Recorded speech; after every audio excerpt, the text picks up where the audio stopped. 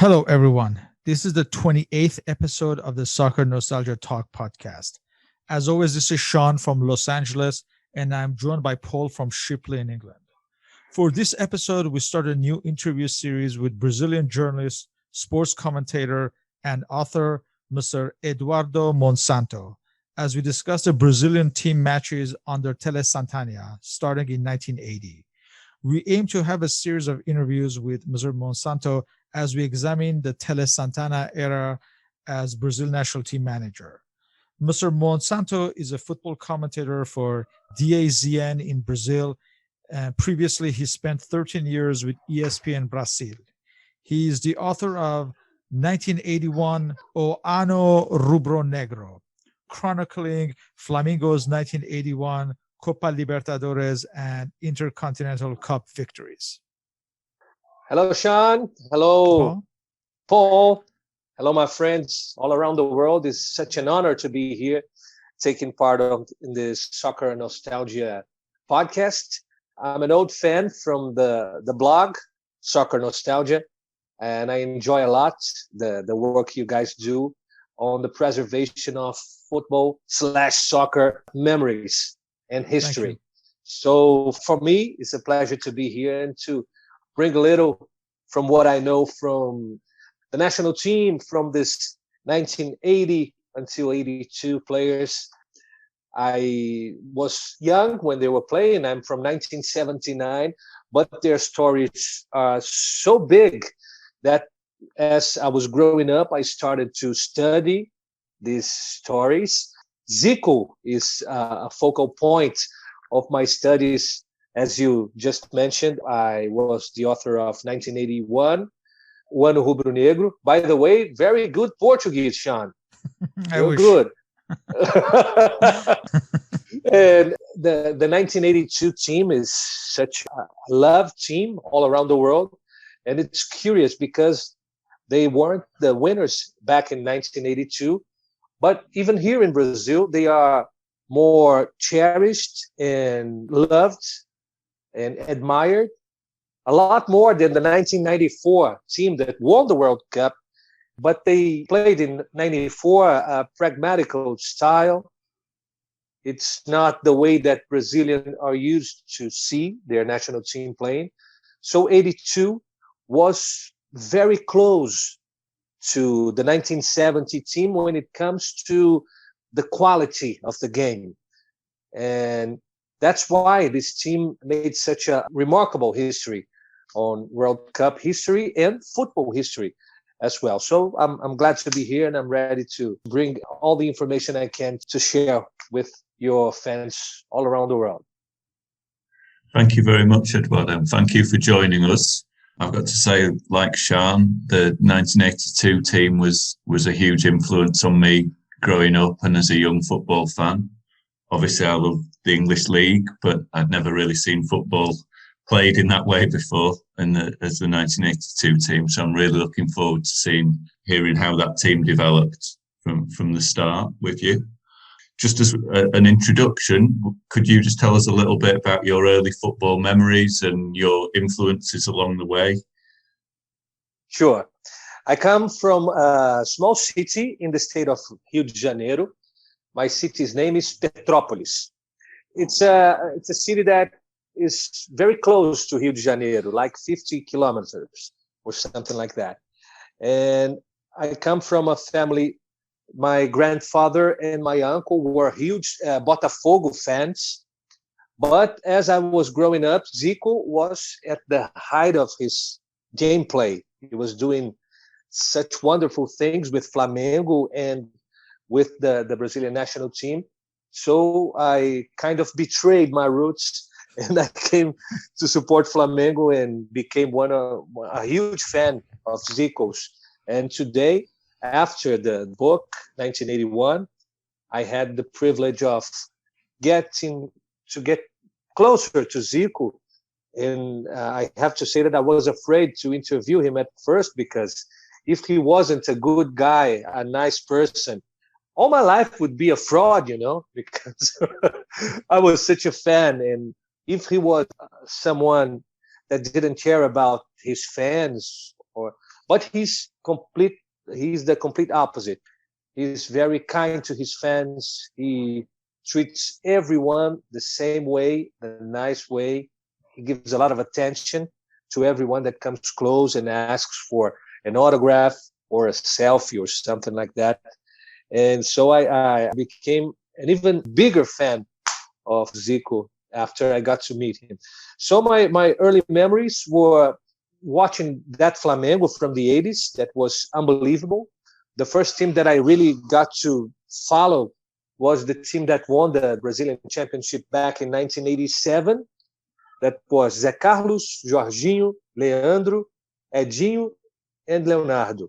Andrade, Ailton, and Zico, Renato, Gaúcho, Bebeto, and Zinho.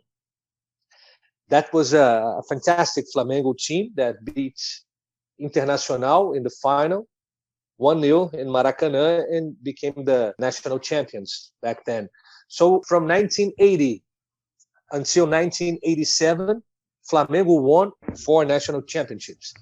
So it was very easy to be a Flamengo supporter back then. And that were the first games that I followed from 7, 8 years of age. And then I became a sports journalist because the passion was so big.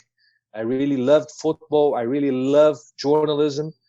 And mixing these two categories was impossible to miss. So every day I go to work, I am 100% sure that I'm not working. I'm just doing what I love. It's a gift. It's a great pleasure to walk these ways with journalism and football along. And so I had the opportunity as a sports journalist to be on the coverage of 2 World Cups in South Africa and Brazil, and 3 Olympic Games, Beijing 2008, London 2012, and Rio 2016. It's been a 23-year career. Of course, I'm not only attached to football or soccer, as you prefer. I was a commentator of 2 Rugby World Championships. I was the commentator as well of Europa League finals, Heineken Cup finals. I took part on the coverage of 2 UEFA Champions League finals. So that's my playground. I work on my playground, so it's fantastic. In short, you are living our dream. But you guys are so good at what you do, You can make a living out of it. I don't have a doubt. I'm really a fan of everything you guys do on Soccer Nostalgia. I am also a follower of Paul's in Twitter, and you always sharing great material. Always great memories comes from every post you guys put on Twitter or on the blog. So your work must be really appraised, really cherished, because you guys do a great job to football fans all around the world. So thank you. Thank you. For football fans of a certain age, Tele Santana's Brazil side of 1982 holds a special place.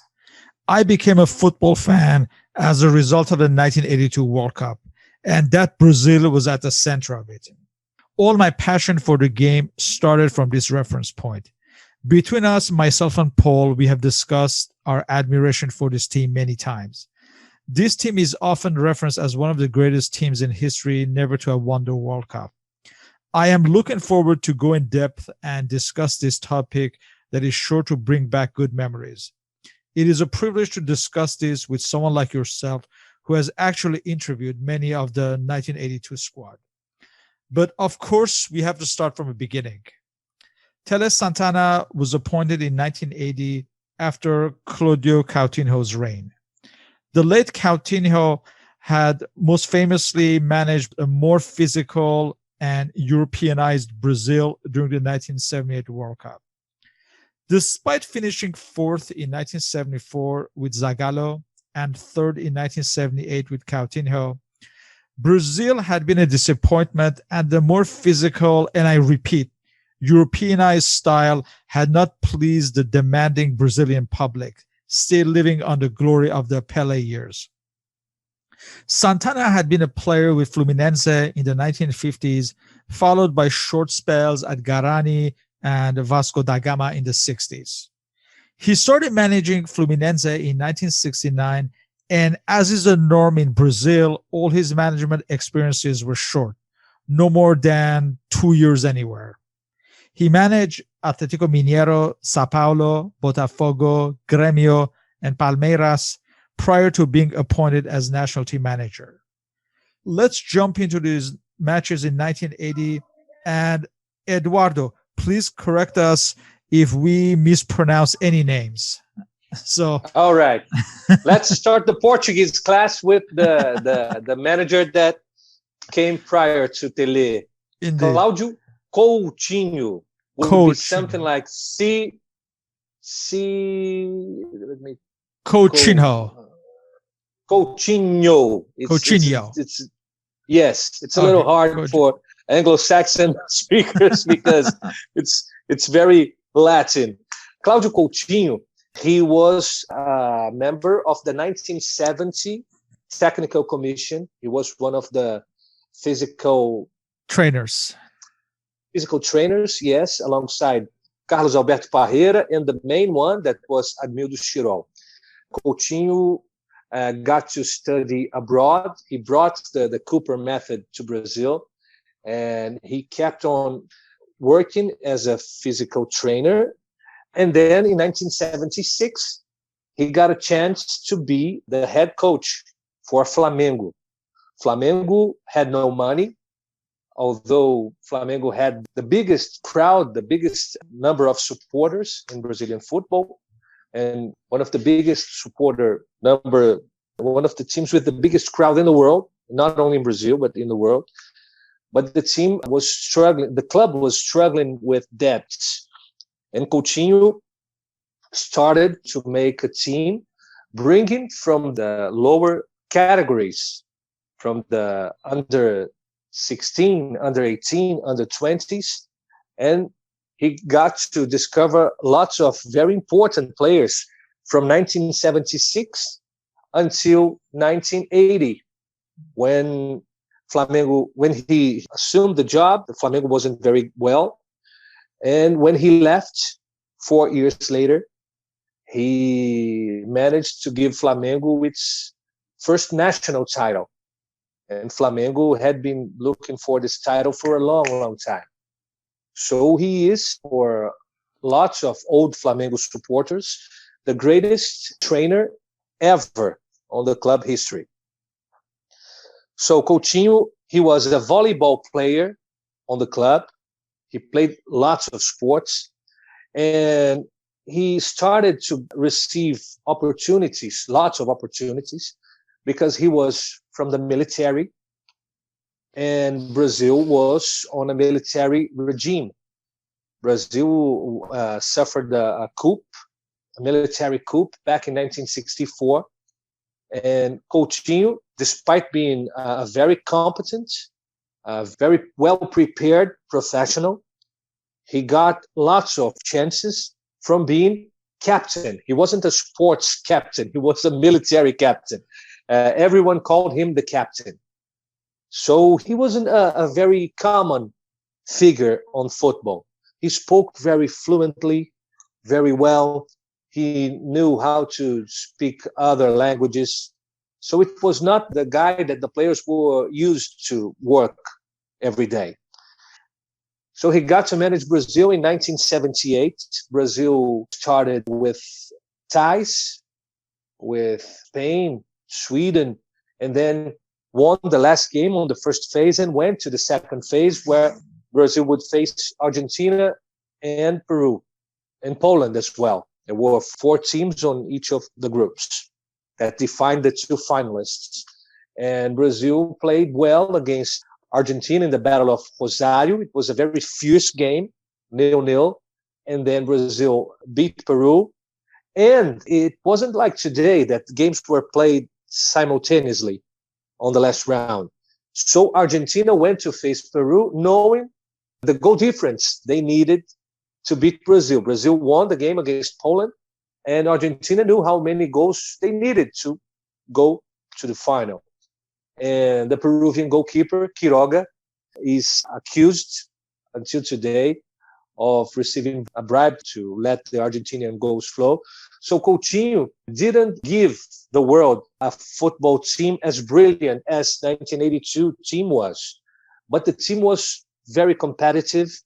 And when the greatest retires, you could bring anyone and the supporters wouldn't be pleased, It would be very difficult. So Coutinho, he kept on the national team until 1980, when Tele Santana took the job. And there was this match between Palmeiras, Tele was the Palmeiras manager, and Flamengo, because Coutinho, alongside his work with the national team, he continued to be Flamengo's head coach. So there was this game where Palmeiras trashed Flamengo, and everyone started to ask for Tele to be the national team's head coach. So Tele received the invitation from the CBD's president. Back then, it was Julito Coutinho, the man who was responsible for Brazilian football, and Tele said yes. And then Tele started to make some changes on the group and tried to be a team that emphasized the Brazilian way to play. Because as you told correctly, Coutinho tried to bring a more European appeal to that Brazilian team. And it wasn't our nature. It could work. Brazil ended a 1978 World Cup without losing a game. It wasn't as charming as 82, but the team already had several great players. The 1978 team had Leão, that was a fantastic goalkeeper. It had Zico, but Zico told me that when it came to 78, for him, it was a matter of life or death. He had so much weight on his shoulders. And in 82, he managed to play a little more carefree. And Reinaldo was an outstanding forward. Reinaldo, to me, could play at the same level as Romário or Ronaldo, but his knees were a mess. He had a lot of surgeries, so he didn't have the chance to play on a high level for as long as we would like to see him, because he was outstanding as a forward. So there were the players back in 78, but the mentality was a little more European, as you correctly said. And Tele, he wasn't able to negotiate the terms.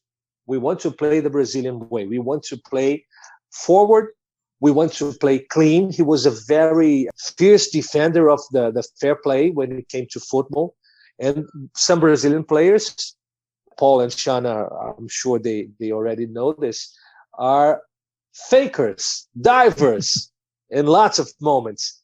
And Tele couldn't be more furious when his players did something like that. So he was very energetic to go after his players and oblige them to be clean as they played.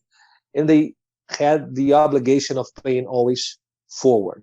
So that was the first change when Tele arrived and Coutinho left. Tele took the job with the compromise of making the Brazilian team play the way the Brazilian supporters were used.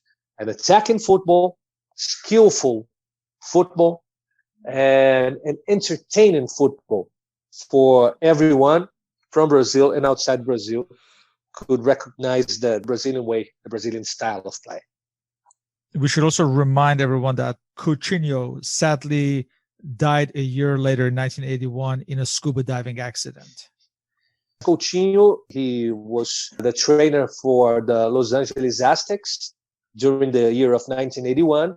That curiously was the year when Flamengo won its biggest titles, the Libertadores and the Intercontinental Cup. And Coutinho died 6 days after the Libertadores Championship.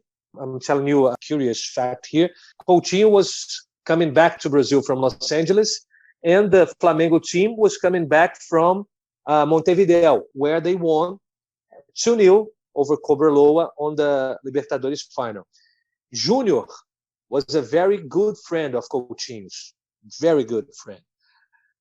Despite being furious for not being nominated for the 1978 World Cup, Coutinho improvised the left back, and he had a great left back on his club. So he told Junior after the World Cup that he was sorry, and Junior forgave him.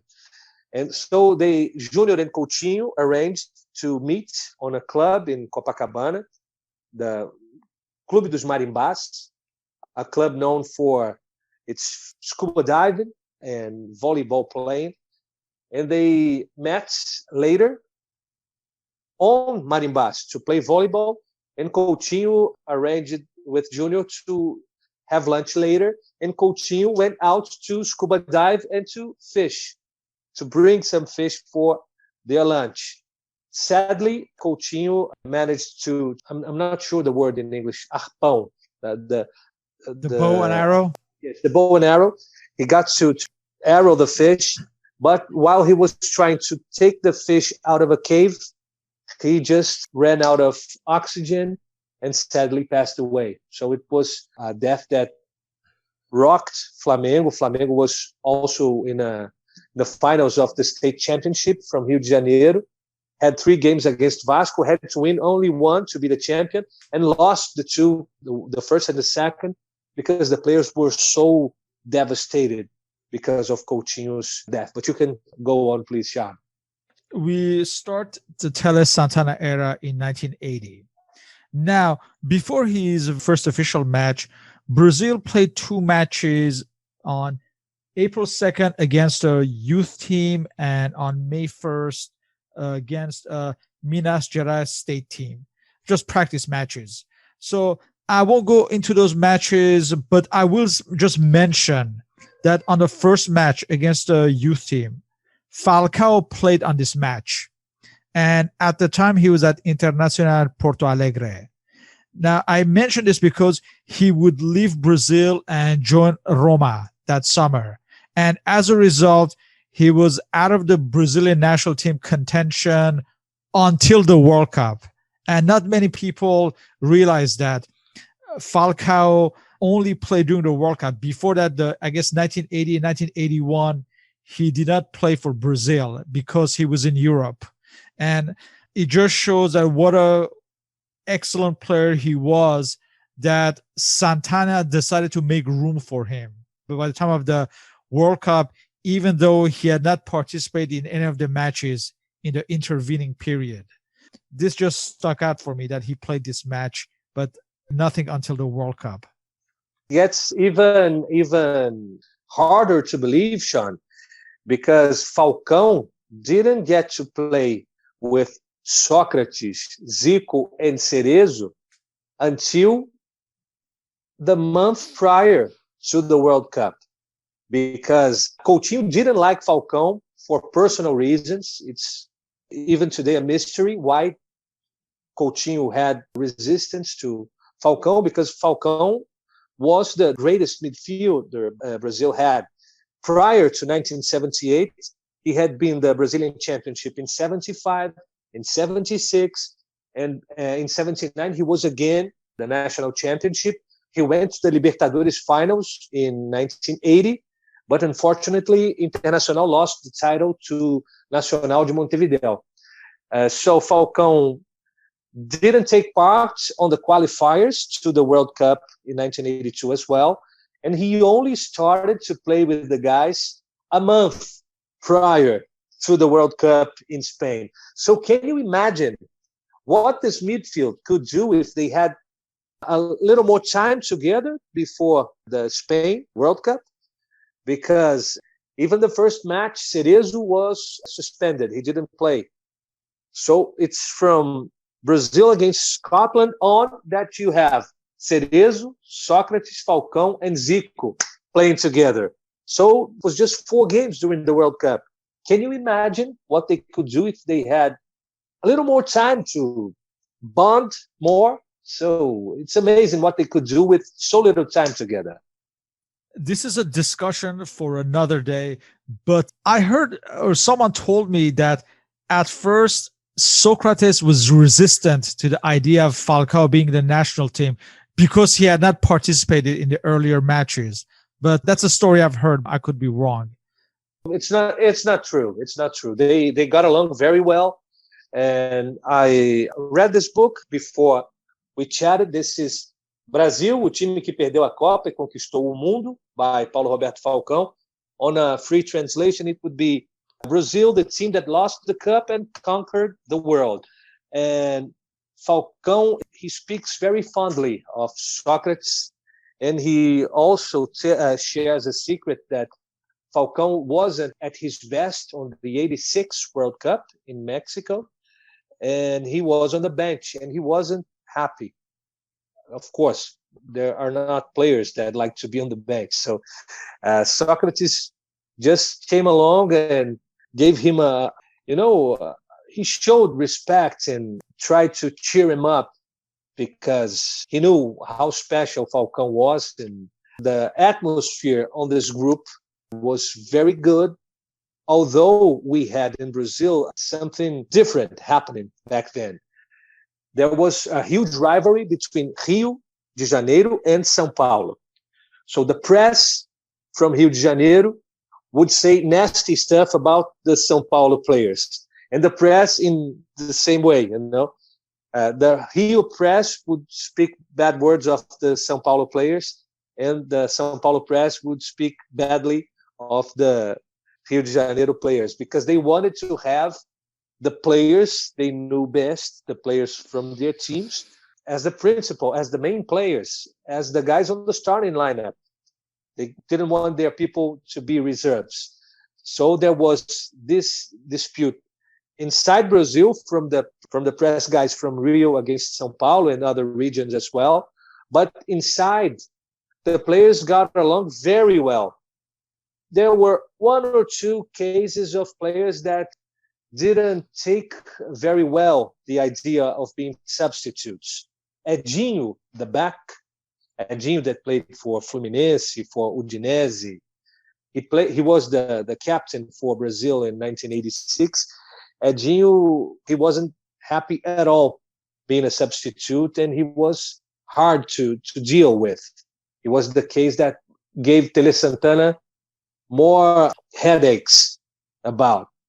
But beside him, the other guys were in a very good atmosphere, and I've never heard of any disputes between Socrates and Falcão.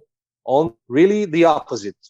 What I know is that they got along a lot, and the words that Falcão wrote about Socrates couldn't have been more lovely to read. Right. Yeah, so what I heard is probably one of those newspaper stories that probably got blown out of proportion. We get started with the Tele Santana era on June 8th, 1980 at Maracana as Brazil took on Mexico. For this match, for his very first selection, Tele Santana selected the following team: Raul Plasman of Flamengo, Nelinho of Cruzeiro. Everyone remembers him for that wonderful goal against Italy in the 1978 World Cup. Amaral of Corinthians. He'd be replaced by Mauro Pastor of Internacional Porto Alegre, Edinho of Fluminense, Pedrinho of Palmeiras, Batista of Internacional Porto Alegre, who would be victim of Maradona's kick in the 1982 World Cup, Toninho Cerezo of Atlético Mineiro, Socrates of Corinthians. He'd be replaced by Renato of Sao Paulo. And this is not to be confused with Renato Gaucho, who would come to the fore a few years later. So we have Paulo Isidoro of Grêmio. He'd be replaced by Eder of Atlético Mineiro, Serginho Chualapa, as he was known, of Sao Paulo, and Zé Sergio of Sao Paulo. As far as the players, this was Mauro Pastor's first cap and Serginho and Renato's second cap.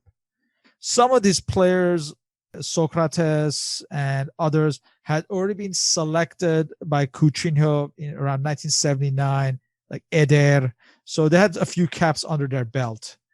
But it was still a relatively inexperienced side other than Amaral, Cerezo, Nelinho, who'd been present in 1978.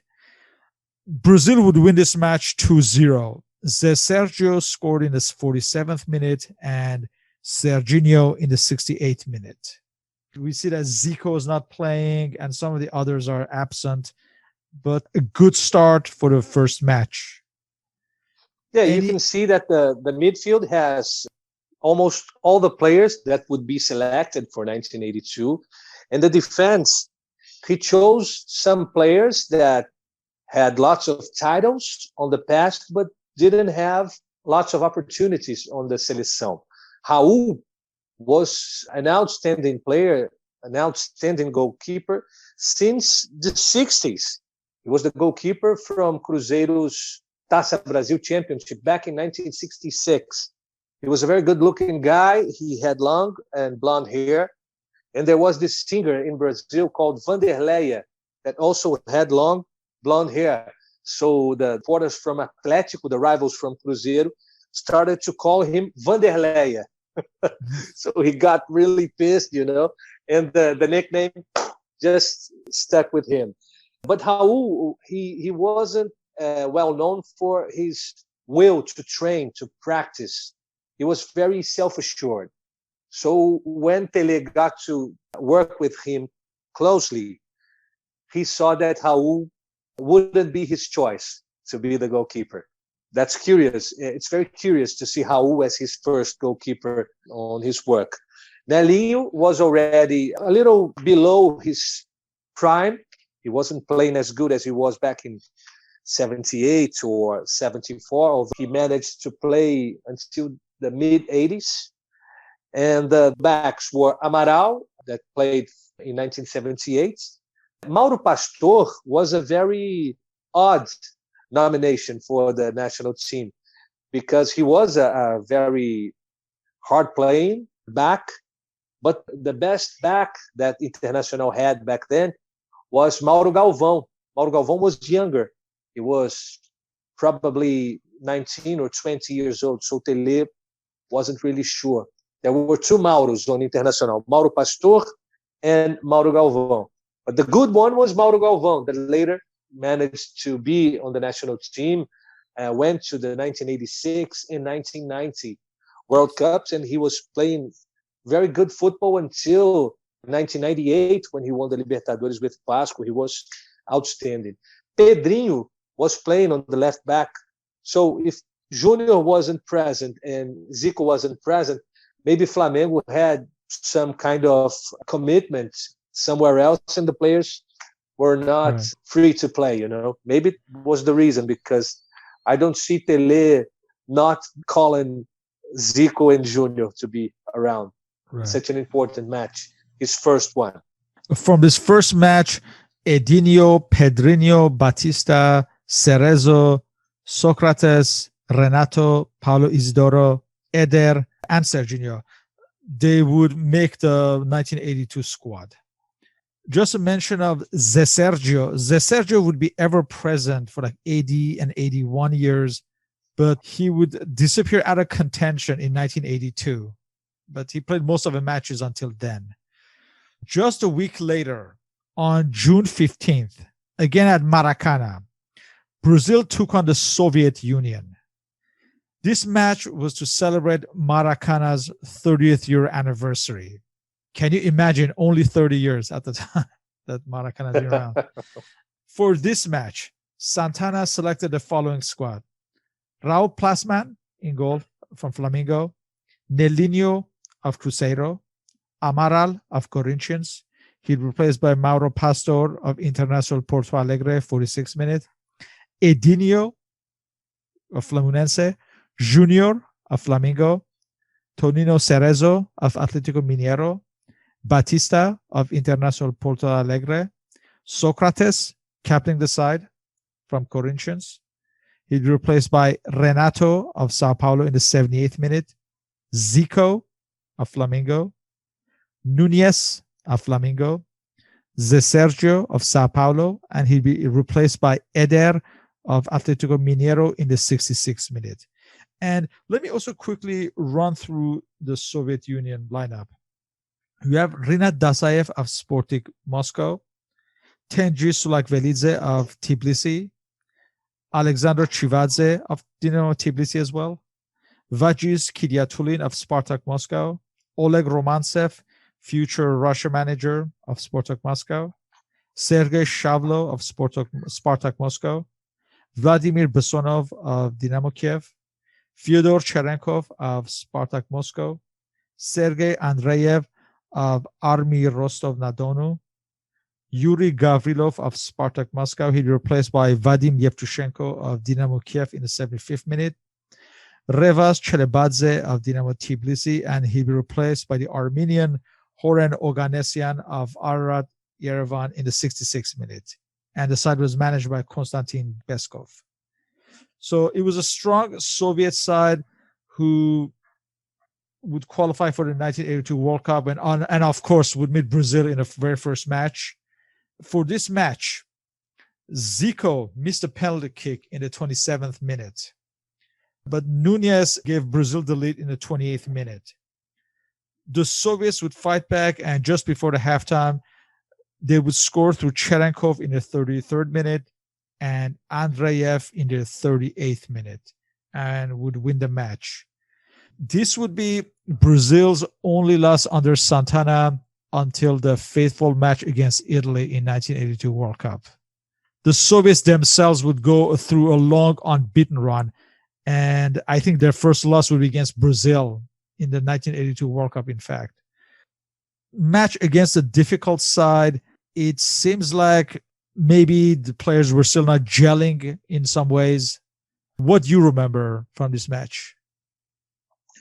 Well, this match, the main issue is seeing Zico lose a penalty. It wasn't very usual to see Zico missing a penalty. And Flamengo supporters were very happy to see Nunes having the opportunity to be on the center forward position and managing to score a goal. And Nunes was a key figure to Flamengo's titles in the Libertadores on the following year, and also in the Intercontinental Cup, where he scored twice. So flash forward to 1982, when Careca suffered the injury that took him away from the World Cup, and Roberto Dinamite was chosen as his substitute. Lots of people thought that Nunes was the right replacement because he and Zico could play without looking at each other. The positioning was very instinctive when it came to Zico and Nunes. And not only Zico, but Junior and Leandro were two fullbacks that always managed to be right up there, attacking, giving a different option to create a goal opportunity. So it was a very important match for Nunes, but the result itself didn't bring any difficulties for Tele because the work was on its beginning. And there was something else to ease the pain from the defeat because there wasn't a lot of information coming from the Soviet Union. It wasn't very easy to get information on the team. So they went to Maracanã, showed a very speedy football. They were very quick with the ball. They managed to surprise Brazil, especially for the lack of information on their team. So the result was seen as a backlash, but nothing that could rock Santana's start on the national team. Just 9 days later, on June 24th, at Belo Horizonte, at Estadio Mineiro of Cruzeiro, they took on Chile, who would also qualify for the 1982 World Cup. For this match, Santana selected Raul Plasman in goal of Flamengo, Nelinho of Cruzeiro, Amaral of Corinthians, Edinho of Fluminense. He'd be replaced by Getulio of Sao Paulo, Junior of Flamengo. He'd be replaced by Pedrinho of Palmeiras, Toninho Cerezo of Atlético Mineiro, Socrates of Corinthians, Paulo Isidoro of Grêmio, Zico of Flamengo, Nunes of Flamengo. He'd be replaced by Serginho of Sao Paulo, Zé Sergio of Sao Paulo, and he'd be replaced by Eder of Atlético Mineiro. Brazil would win this match 2-1. Zico and Cerezo would score, and Patricio Yanez would replace for Chile. I have the minutes of the goals, but I have some sources that tell me that the minutes that are given are wrong, so I didn't say them. But just in case, if anyone wants to check, I have Zico scoring in the 13th minute and Cerezo in the 40th and Yanez in the 65th minute. This may not be accurate, just warning anyone. Let me just go quickly through Chile's side, the side managed by Luis Santibáñez. So you have Oscar Wirth of Cobreloa, Enzo Escobar of Cobreloa, René Valenzuela of Universidad Católica, Elias Figueroa of Palestino, Mario Benavides of Cobreloa, Vladimir Bigora of Universidad de Chile, Luis Rojas of Unión Española. He replaced by Jorge Socias of Universidad de Chile, Manuel Rojas of Palestino. He replaced by Juan Carlos Orellana of Colo Colo, Edio Inostroza of Colo Colo, Carlos Rivas of Colo Colo, and Patricio Yanez of San Luis Quilota. Yanez would later join Real Valladolid after the 1982 World Cup.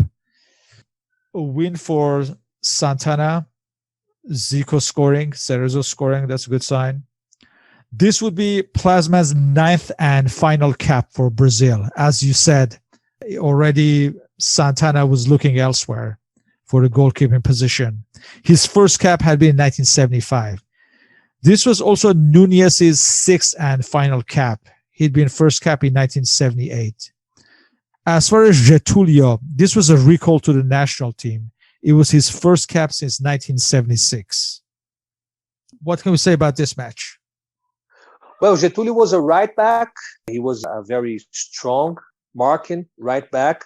He had a very strong kick with his right foot too. He was a player that didn't have the genius of Leandro, but he was an okay player, not a player that was a public desire. We have to have Getulio. No, he was a regular guy. He wasn't a seleção guy. Raul went away, and it's a demonstration that Tele Santana, he was very stubborn at times, and he was a guy that he couldn't stand indiscipline. Not that Raul was undisciplined, but he wasn't keen on training, on practicing. He thought he was good enough, and he didn't have to. I'm ready. I don't need to practice as the new guys do. So that's an approach that would make Tele Santana can you if he noticed something like that. On the other hand, other goalkeeper, Leão, he was supposed to be going to his 4th World Cup in 1982. And Leão came back in 1986 to be one of the 3 goalkeepers. In 82, he stayed out. Tele preferred Valdir Pérez, Paulo Sérgio, and Carlos to be the 3 goalkeepers. So Leão's problem was the strong personality. He came from the team that was champion in 1970. He was a very proud kind of guy, difficult to manage. He thought he knew it all. So Tele also didn't get along with this kind of characters. So Raul made his last appearance for the national team, as you mentioned. And from the other guys you mentioned, I would like to talk about Zé Sergio. Zé Sergio was a very fast left winger. Dribbling skills were sky high. He was brilliant. But as time went by, Tele stood with Eder. And why so? Eder, he was a very practical joke kind of guy. When he worked with Tele in Grêmio back in 1977, he made stuff like he got Tele's flip-flops when Tele wasn't looking and took a dump on the flip-flops and left it there. So it was a mess. And then Grêmio traded him for Atlético Mineiro because there wasn't a way to keep him there because of this incident. And Tele managed to forgive him later because he saw that Eder was an outstanding player. It was improving every year. But it's curious to see the stories from the backstage, from the dressing rooms.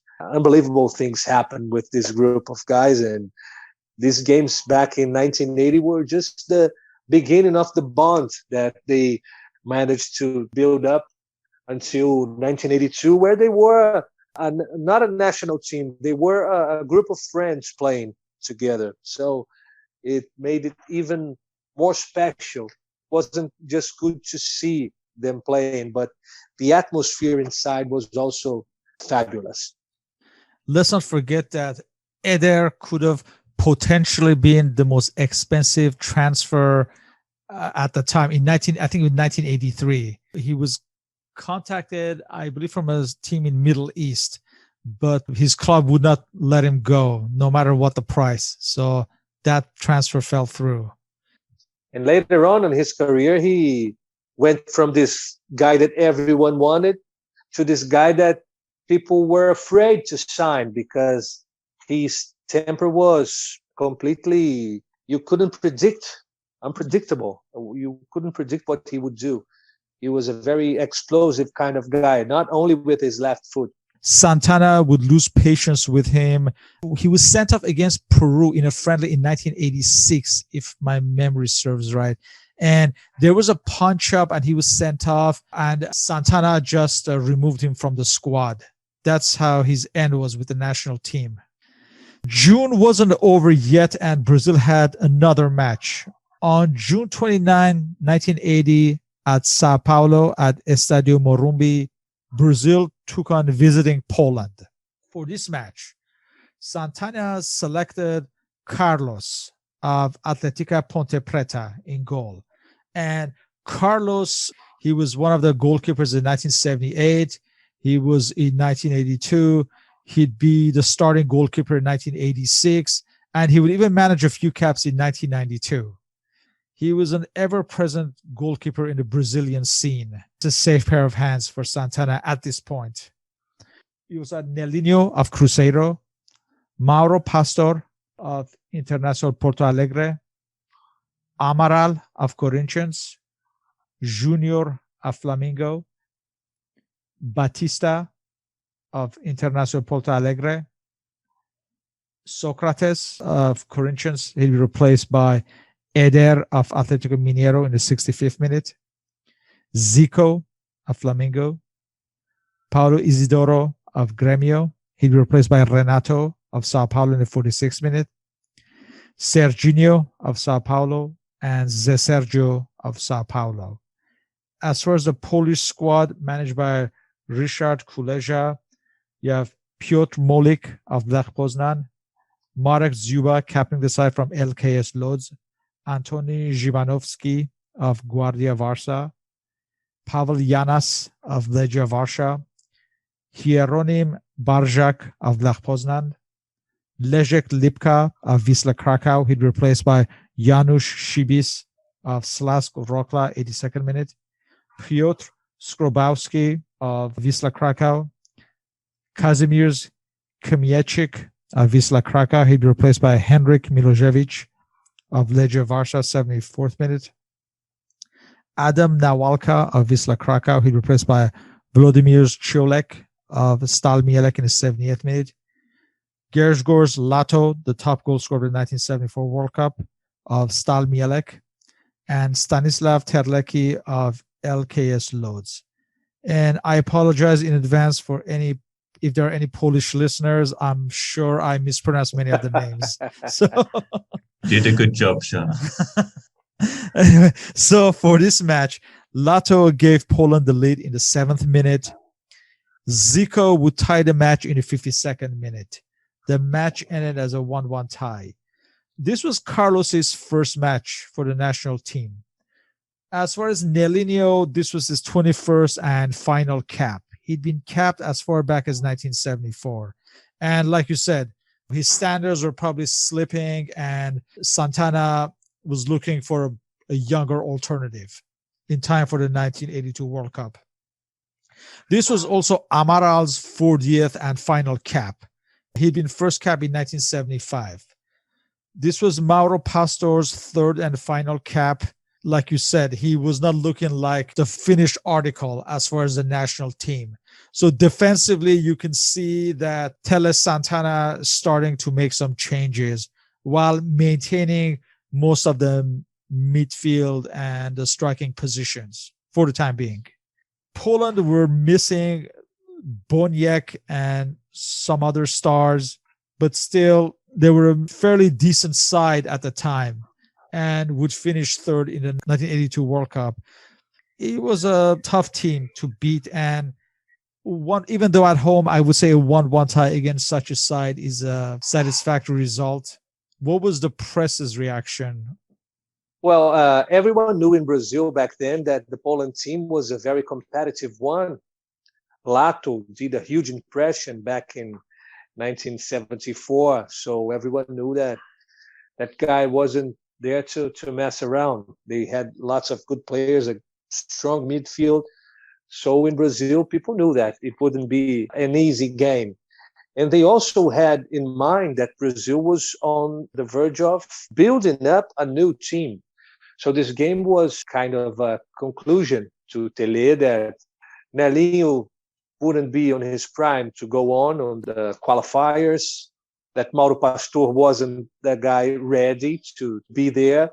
And he also managed to see with Falcão abroad that Batista would be a strong name on that number 5 position.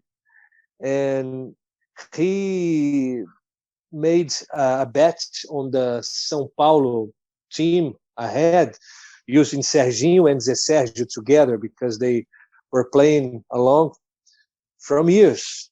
So they had a very strong knowledge of each other. So he would insist a little more with these 2 guys ahead. And there's also a player that he was testing frequently, Renato. Renato's name is Carlos Renato Frederico. He comes from a small city in the state of São Paulo called Morungaba. And Renato's nickname in Brazil was Renato Pé Murcho, was something like Renato Dead Foot. They thought he was a great guy to strike with his head. He was a great passer, but he didn't kick strong enough. So they called him Renato Deadfoot or something like that. And Falcão says on his book, I don't know why they called him Renato Pé Murcho, but that's the folklore is that he didn't kick strong enough. He was a soft kicker, so he became Deadfoot. So it was one more brick on the building up of the team for the qualifiers. And Brazil knew that the qualifiers would be tough. It had been tough in 1978. So they would be ready to have some difficult tasks to get the visa for Spain 82. So Tele was trying to improve the collective quality of the team and starting to know which guys he could trust and the guys that weren't ready for the mission. Eduardo, from this team, I just wanted to ask particularly the player who's always been a bit of a mystery in the 1982 team's Serginho, that you've got this beautiful, elegant midfield and players like Eder that you've mentioned, and then a guy who's an English-style centre-forward, not so mobile, not so quick. It always seemed a bit of a mystery, even at the time, that he was the first-choice striker and that Santana stuck with him through all the games, even though he wasn't on top form. How was he regarded in Brazil, and how did he come to be the centre-forward in that team? That's a fantastic question. Everyone wants to know.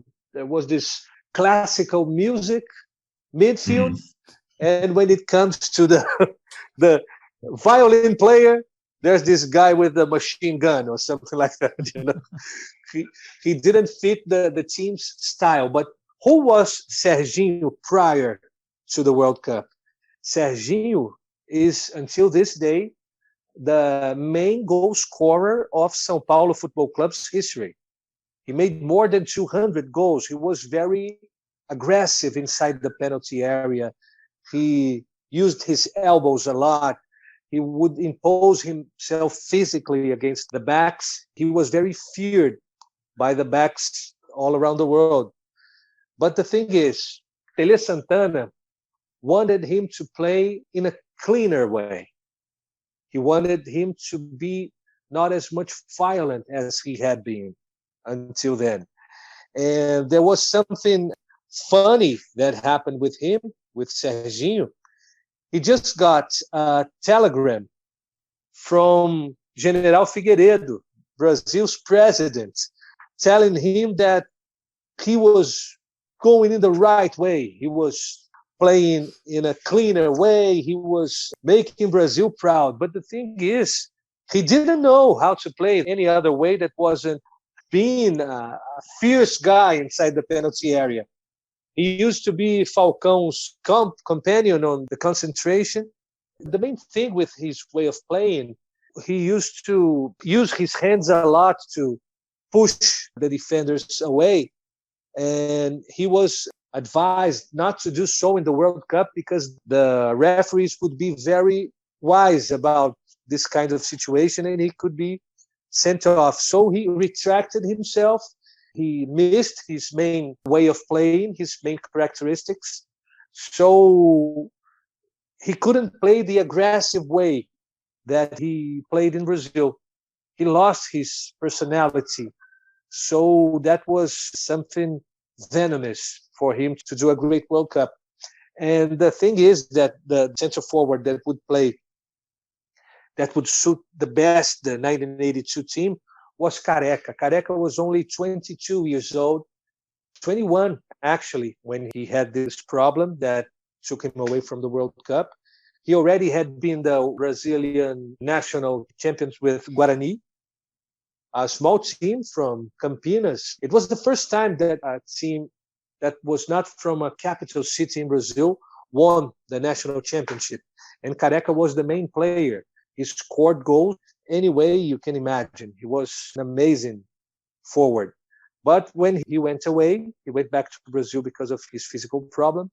Serginho stood as the starting number 9, and he wasn't up for this challenge, and he wasn't up to play on the national team as well as his fellow players. So it was a pity because outside 1982, the ones that have seen Serginho play in our domestic football can assure you that he was a great player, a great striker. He wasn't a skillful guy, but inside the penalty area, he was extremely efficient. But those 5 games in Spain marked him forever. So there's something you can't delete, right? Yeah, I know. I've heard he's a cult figure with Sao Paulo fans. So they really like him and idolize him. But his memory is tainted with the memory of the World Cup, as you say. And who knows what the truth is. I mean, he did manage to score 2 goals despite all this. Yeah. So that, you know.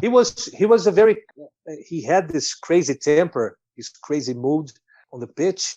There was a time when he was suspended. He was banned for a year for assaulting a referee. He's that kind of crazy when it comes to playing football. He's a beast inside a penalty area. And he was like a kitten during the World Cup in 1982 because there were a lot of people on his ears telling him to cool down, to take it easy. But Serginho wasn't supposed to play easy. He had to play fierce. Otherwise, he wouldn't have been Serginho, you know? We will discuss that as well for the 1982 podcast because there's a lot to unpack there. As we discussed, Santana is thinking about defensive alternatives. So for his next match, 2 months later, on August 27th, at Fortaleza at Estadio Placido Castelo or Castelao. Brazil took on Uruguay. For this match, Santana selected Carlos in goal from Atletica Ponte Preta, Getulio of Sao Paulo, Oscar, a recall of Oscar to the national team, Oscar of Sao Paulo. He'd been in the 78 World Cup squad. You have Luizinho of Atletico Mineiro, who would be part of the 82 squad, Junior of Flamengo. So you can, basically this is the defensive formation except Leandro for this match, for the 1982 World Cup squad. So you have Batista of Internacional Porto Alegre, Pita with a P of Santos. He replaced by Paulo Isidoro of Grêmio, Tita of Flamengo. Tita, you remember, he would join Bayer Leverkusen later in the decade and would be in fact part of the 1990 World Cup squad as well with Lazzaroni. You have Renato of Sao Paulo, Socrates, Corinthians. He'd replaced by Baltazar of Grêmio. Now, Baltazar would be the Pichichi, the top goal scorer in Spain in 1989 with Atletico Madrid. In fact, be recalled to the national team in 1989. But again, that was only fleeting. And Zé Sergio of Sao Paulo. And quickly going through the Uruguay side, managed by Roque Maspoli, 1950 World Cup winner. You have Rodolfo Rodriguez of Nacional, Victor Diogo of Peñarol, Walter Oliveira of Peñarol, Hugo de Leon of Nacional, and Hugo de Leon, he'd play for Grêmio and would be in the Copa Libertadores a few years later, I think in 1983. And he's another very decorated South American player. Jose Moreira of Nacional, he replaced by Julio Anibal Gutierrez of Danubio. Nelson Agresta of River Plate Montevideo, he replaced by Ariel Krasuski of Montevideo Wanderers. Jorge Barrios of Montevideo Wanderers. Eduardo de la Peña of Nacional, he'd replaced by Arsenio Luzardo of Nacional. Ernesto Vargas of Peñarol, Valdemar Victorino of Nacional, and Venancio Ramos of Peñarol. Brazil would win this match 1-0, and Getulio would score the winner.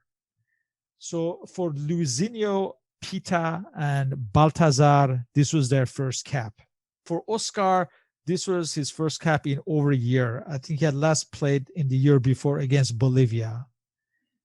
Pita would get 2 more caps in 1980, 1 more in 1981, 2 in 83, and 2 in 1987.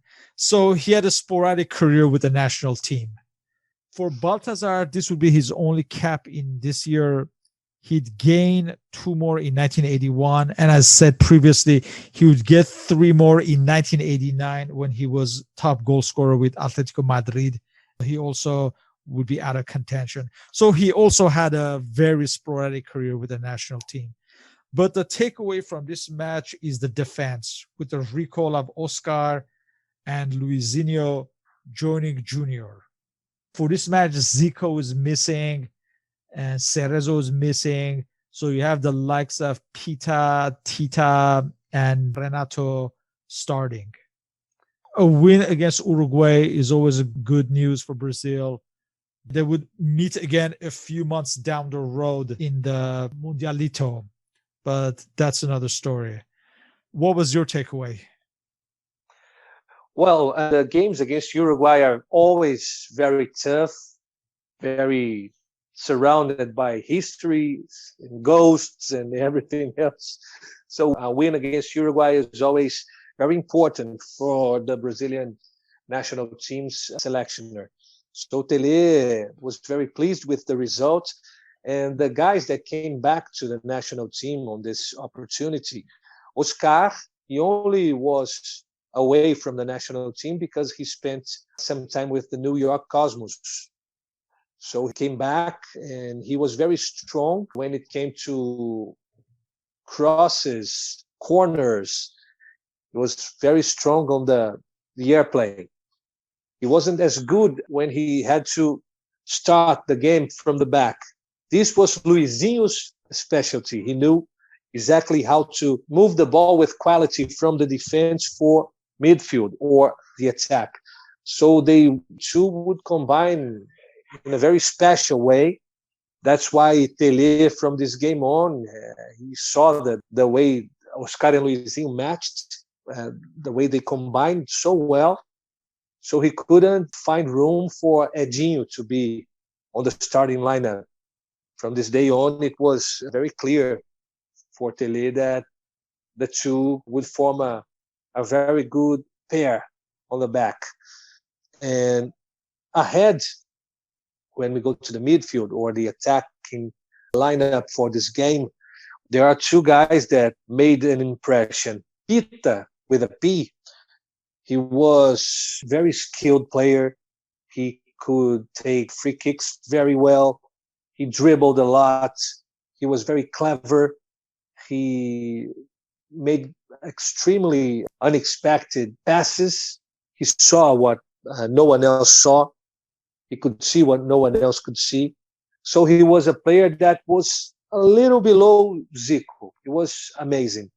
Brazil had tons of number 10s on its teams on the Campeonato Brasileiro.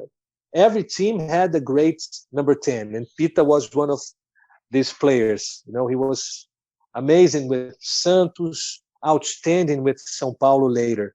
And Tita, with a T, Tita, he was Tele Santana's choice to be the right winger on the national team because he played this way with Flamengo. But the thing is, Tita, he wanted to play as number 10. He wanted to play on the same position as Zico. But the thing is, Zico is a god for Flamengo's supporters. So you can't challenge God, you know. It's an awful mistake.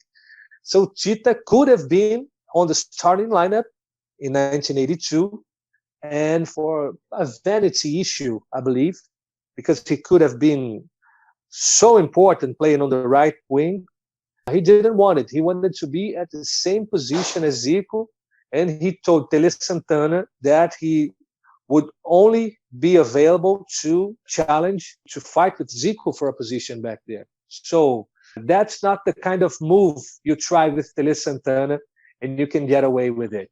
That was the beginning of his ruin on the national team because he decided to fight Tele and decided to fight the best player of the team, even knowing that he would be very useful on the right wing.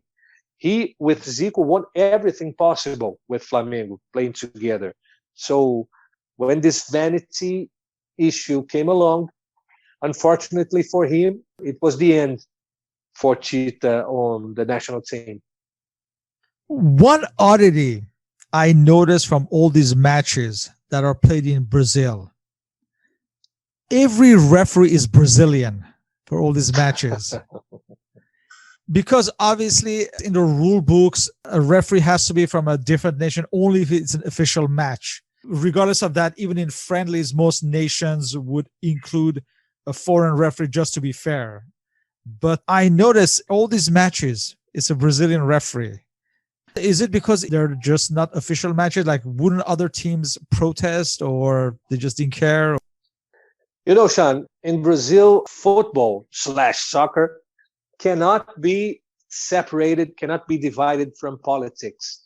So if you bring a game to Belo Horizonte, the guys from Paraná or the guys from Goiás would say, hey, come on, I need to see the national team here. It's a political coin. I'm not sure if you know what I mean. They use it politically. So sometimes I'm taking the game to Belo Horizonte, but the referee would be from Goiás. The game is in Fortaleza, but I'll give the chance for a referee in Rio Grande do Sul. You have to satisfy everybody. Yeah. During the 70s, during the military regime here in Brazil, the party of the military guys was called Arena, like arena. And they had this motto: onde a arena vai mal, time no nacional. What does it mean? Wherever arena is not going well, we're going to put a team on the national championship.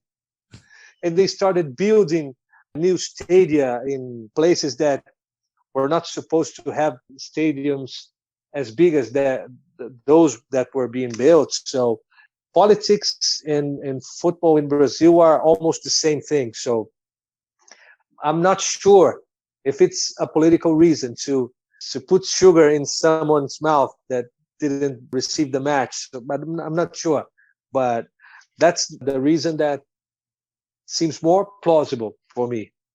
Next, a month later, on September 25, 1980, this was Santana's first away match as Brazil national team manager, as Brazil traveled to Asunción and at Estadio de los Defensores del Chaco to face Paraguay. For this match, Santana selected Carlos of Atlético Ponte Preta in goal, Getulio of Sao Paulo, Oscar of Sao Paulo. He replaced by Juninho of Atlética Ponte Preta. Now, Juninho would also make the 1982 final squad as one of the substitutes.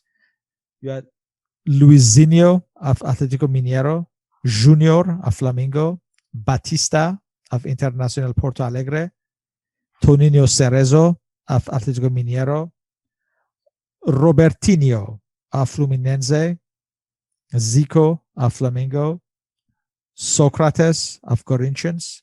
He'd be replaced by Reinaldo of Atlético Mineiro and Zé Sergio of Sao Paulo.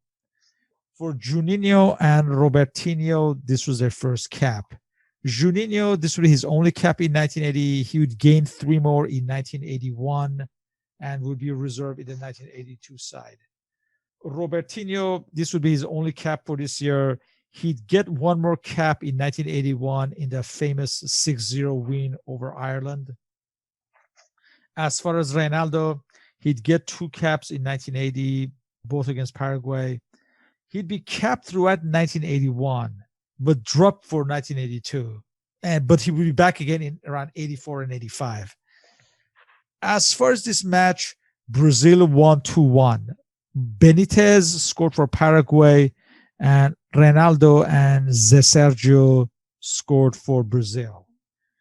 Some experimentation going on, except in defense, with Robertinho and Reinaldo and Juninho, but none of them really made an impression in the long term. What do you think about this match? Well, Tele, as far as being a Mineiro, he was born in Itabirito, in the state of Minas Gerais, so he knew the potential that Reinaldo had. Back in 1978, he scored against Sweden, even not being in his best form. And everyone knew in Brazil that if he was in shape, Reinaldo would be the first choice to be the number 9 on this national team. So he went to this game in Asunción. He scored. Brazil won there. It's very tough to play in Asunción. Defensores del Chaco is like a dungeon. It's very hard to play there. And Zé Sergio, you see that he kept there. He kept as an option to be on the starting lineup with Tele. And you see the midfield is almost defined. Batista is there. On the defense, Junior is there. Oscar, once again. So it's one more brick in the wall, one more step on the build-up of the team. And winning in Asunción back then was an obligation. As winning in Colombia, as winning in Ecuador, Brazil had to go to these places and had to win. It was an obligation. So even though it was hard to play there, Tele managed to win once again from an opposition that was from the neighborhood. Winning Uruguay first and then winning Paraguay, he would set a strong mark that when it came to South America, although Argentina was the world champions, Brazil had to be respected. A month later, on October 30th, it was the return match, this time Brazil hosting Paraguay. And this would probably be Brazil's most complete match under Tele Santana. For this match against Paraguay at Guayana at Estadio Serra Dourada, the lineup was Carlos of Atletico Ponte Preta. He'd be replaced by Marola of Santos, Edevaldo of Fluminense, Oscar of Sao Paulo, Luizinho of Atlético Mineiro, Junior of Flamengo. He'd be replaced by Pedrinho of Palmeiras, Batista of Internacional Porto Alegre. He'd be replaced by Pita with a P of Santos, Toninho Cerezo of Belo Horizonte, Tita of Flamengo, Zico of Flamengo. He'd be replaced by Renato of Sao Paulo, Socrates of Corinthians. He'd be replaced by Reinaldo of Atlético Mineiro, and Zé Sergio of Sao Paulo.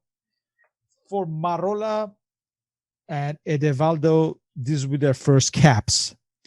Edevaldo would become, I would say, Leandro's first reserve in case by the time of the 1982 World Cup as the right back. He'd be ever present for Brazil until 1982, but obviously Leandro would always get the nod ahead of him as a starter. As far as Marola, he'd get one more cap in 1981, but he would also disappear from contention. As Santana still looking for his starting goalkeeper, although at this point, Carlos seems to be the choice. As far as the match, Brazil would win 6-0. So Zé Sergio would score in the 32nd minute, Tita in the 38th, Zico would score twice in the 60th and 86th minute, Socrates in the 66th, and Luizinho in the 74th minute. And for Luizinho to score for the national team is a rare fit. I'm not sure if this is his only goal, but it must have been one of the only ones. At this point, you can see that Tele Santana's Jogo Bonito is taking hold as far as the national team. They're scoring more and playing better.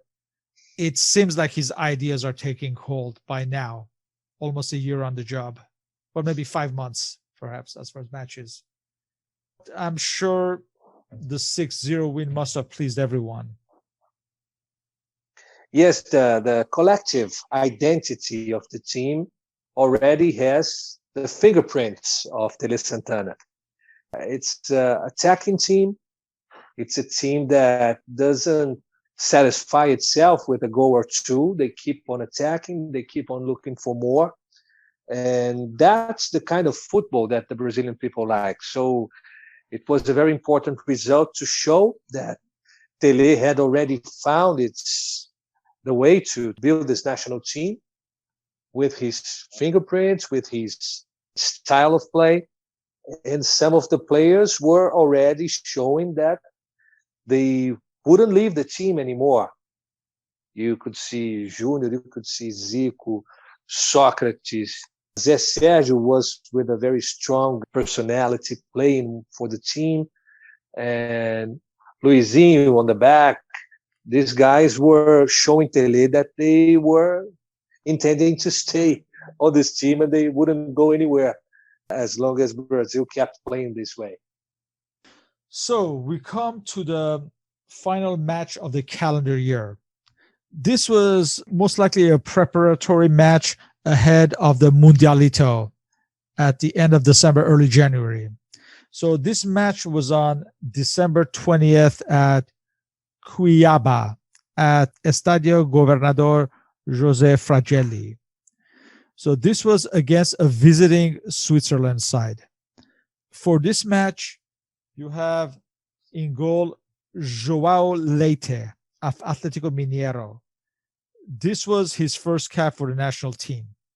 Edevaldo of Fluminense, Oscar of Sao Paulo, Luizinho of Atlético Mineiro, Junior of Flamengo, Batista of Internacional Porto Alegre, Toninho Cerezo of Atlético Mineiro, Tita of Flamengo. He'd be replaced by Paulo Isidoro of Grêmio, Renato of Sao Paulo, Socrates of Corinthians. He'd be replaced by Serginho of Sao Paulo, and Zé Sergio of Sao Paulo.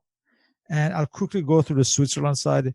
You have Eric Bourgener of Lausanne, Roger Verli of Grasshoppers, Gianpietro Zappa of FC Zurich, Andre Egli of Grasshoppers, Heinz Ludi of FC Zurich, Ernie Mason of Basel, René Botteron of Köln in West Germany, Alfred Schweiwiller of FC Zurich, Hans-Peter Zwicker of FC Zurich, Peter Marti of Basel. He replaced by Marcus Tanner of Basel in the 77th minute, and Heinz Hermann of Grasshoppers. The side was managed by Leo Walker. For this match, Brazil won 2-0. Socrates scored from a penalty kick in the 10th minute, and Zé Sergio scored the second goal in the 69th minute. The only new cap was João Leite in goal, and he'd get 4 more caps in 1981, but again, he would also disappear from national team contention. We still haven't gotten to the recall of Valdir Perez and the introduction of Leandro later on in the next year. This was ahead of the Mundialito, and I will discuss that more in depth in our next podcast. But you see that already there's a backbone of a squad there. For this match, Zico was missing, and Tita played as well as Renato. Things are looking good as far as Brazil. They were undefeated. Except the loss against the Soviet Union, it was a satisfactory year for Brazil in terms of results. The team was winning, and you see that Tele still was in doubt regarding some positions. Goalkeeping was an issue for him. He tried João Leite. João Leite was the goalkeeper of Atlético Mineiro. Nowadays, he's a politician here in Brazil. He ran for governor in Minas Gerais. He ran for mayor in Belo Horizonte. He was a congressman in Brasília and in the state assembly as well. And João was a very safe goalkeeper, but he lacked a little more international experience to hold this position. Edevaldo, he was in a very good moment with Fluminense. Fluminense had been the state championship in Rio de Janeiro. That's why Robertinho was nominated for the national squad 1 or 2 games earlier. You mentioned Robertinho. He was a very good right winger. And Edevaldo was a very physical player. He was very fast. He had pace. And Leandro was one of those cases, because here in Brazil, you have so many players blooming, so many new guys that suddenly appear, scoring goals and with great skills and everything else. And Leandro was a late bloomer. Leandro wasn't even on the starting lineup from Flamengo that won the national championship in 1980. And less than 2 years later, he was the national team's first choice for the right back. So in Brazil, there's always the momentum is something that really defines the final list. I recall that back in 2010, there were lots of people asking for Neymar and Ganso to be on Dunga's list, despite both didn't have any tests prior. But everyone wanted to see Neymar and Ganso on the list. And they were 2 young players, but they were playing and destroying everyone else in Brazil. So it's very common to see players that weren't tested before having a chance on the final months prior to the call-up to the final squad list. It happened with Ronaldo before 1994. It happened with a lot of players along the Brazilian national team's history. So you can see from that game against Switzerland that Oscar and Luizinho were a solid choice. The midfield as well has a choice really close to a definition. And the attacking positions as well are the center of some of Tele's doubts. But the scores are positive. The team is starting to create, to build a Santana identity, I would call it this way. And in 81, the quality and the bond between the players would improve and show the world, despite losing the title in the Mundialito, that Brazil were really strong contenders for 1982. And the highlight of that was the 4-1 win against West Germany. Again, like you said, the goalkeeping position is doubtful at this point. Oscar Luizinho Jr. are forming the backbone in defense. Leandro will come in later. Batista just played every single match, but by the time of the World Cup, he'd be like always one of the first substitutes who would come on in matches. By then, it would be such a rich midfield that he could not break through as a starter, despite the obvious confidence of Santana in him in general. And so Cerezo's there, and Zico, obviously, Socrates. Cerezo, Zico, Socrates are certainties at this point when fit and playing. Up front, Eder played a few matches, disappeared some matches, but he's in Santana's plans. Serginho plays here and there, sometimes as a substitute, but at this point, he's not a guaranteed starter. In fact, Zé Sergio appears to be the starter, but he would be out of the lineup by 1982. But if you had to make bets, you would think that Zé Sergio would start in 92 if at this point. There is a backbone forming, just a couple of minor touches here and there are needed, but it's already a good team and only getting better. On balance, a good year as far as results and the way the team is playing. It seems like Coutinho's physical game is disappearing more and more with every lineup.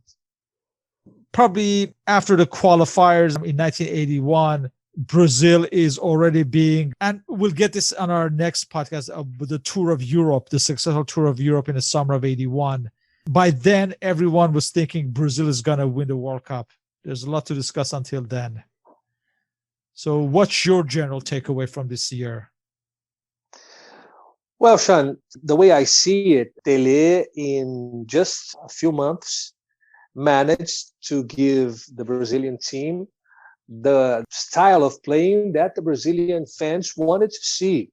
Despite Coutinho's approach that was more result-oriented, not as much as style of play oriented. He wanted to win the games. We wanted to be the champion again, and he got close in Argentina, but the quality of playing was far from what the Brazilian fans wanted. And Tele's first year, despite losing the game to Soviet Union, showed a lot of improvement on this direction, to have more talented team that wasn't playing just for winning, but to defend the national identity of play. And the 6-0 against Paraguay was a very powerful display. And I think if Santana's Brazil was a movie, it was a hell of a trailer to start with of what would come next on 1981. The European tour is remarkable.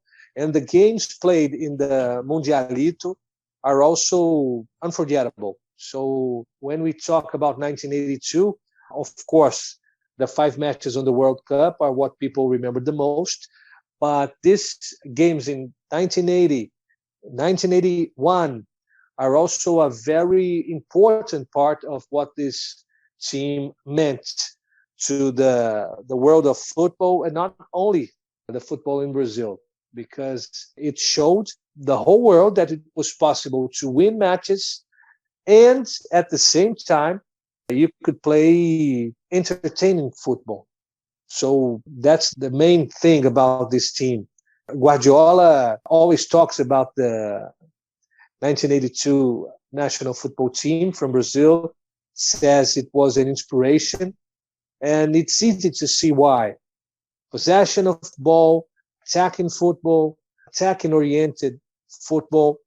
So there are a lot of lessons that Tele Santana gave us with this national team, and I'll be pleased to share my thoughts with you here on the Soccer Nostalgia Podcast. Whenever you call me, it's an honor. Yeah, this is a topic we could speak forever. It's such a pleasant topic. Just the memories that it brings. How about you, Paul? What's your general takeaway? Yeah, it seems to be that Santana managed to impose that style from the start, more or less, the identity of the team, which is very impressive, and brought a lot of the players in early on and was just looking for the perfect blend. But it seems as though the style, the attacking fullbacks, the midfield interplay were already there. And it was just fine-tuning, finding a goalkeeper, obviously Leandro to come in, Falcao to come back, and then finding the right person or players up front, which remained the question. But it's great to see. These are the things that, obviously, at the time, this was a mystery to me, the 1982 team. It just came out of nowhere. And it's really nice to be able to go back and look at that team developing and have Eduardo's impressions of how that team was built in Brazil at the time. It's fascinating for us to hear that. Looking forward to the next few years of this wonderful national team. Once again, we would like to thank Mr. Monsanto for his participation in this series. As always, feel free to leave questions and comments. For any questions and comments, you may contact us. I'm on Twitter at SP1873. My blog and my Facebook are under Soccer Nostalgia. Mr. Paul Whittle can be contacted on Twitter at 1888letter. You may also follow the podcast on Spotify under Soccer Nostalgia Talk Podcast. Mr. Monsanto's contact info on Twitter, he's at Dudu Monsanto, DUDU Monsanto. And I've also linked Mr. Monsanto's book, 1981, O Ano Rubro Negro, on Amazon. And all this information is obviously always posted on the Spotify and the blog link. Eduardo, once again, thank you for this opportunity to interview you on this team. And as I said, can't wait for the next ones, next years. I'd like to thank you, Sean. Thanks, Paul. It's always very good to remind such a great team, a great era. And you are very important, as I told before, for making football history alive. You keep it alive. You are always sharing great memories, and the work you, Sean, and you, Paul, you both do is priceless. So thank you guys for what you do online for us soccer fans and football fans all around the world, bringing up some great memories and sharing material that lots of people couldn't remember anymore. Today, Sean shared on Twitter lots of unbelievable material of Paulo Isidore's Grêmio, some old stuff from Flamengo and from teams all around the world. So thanks a lot for this amazing work you do. I know it must take hours of your precious time, but you should know that all around the world, people are watching and thanking you for what you do. Thank you. Thank you very much. Thank you, Eduardo, and we're very much looking forward to the next installment.